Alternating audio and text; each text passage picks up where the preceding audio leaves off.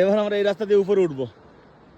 আমরা cobra point ছেড়ে বেরিয়ে যাচ্ছি। এই যে কোবরা পয়েন্ট, আমরা একদম পুরো পাকিস্তানের কাছে চলে এসেছিলাম। এখান থেকে বেরিয়ে যাচ্ছি আমরা উপরের দিকে। এখানকার বন্ধু আমি পেয়ে গেছি। 4 দিন যখন আমরা এখানে ছিলাম, এই আমাদের সঙ্গে ছিল। এখানকারই ছেলে, বাচ্চা ছেলে, খুব ভালো। এখন একে বলেছি তুই আমাদের গ্রামে নিয়ে চল উপরে। ও এখন আমাদের রাস্তা নিয়ে যাচ্ছে।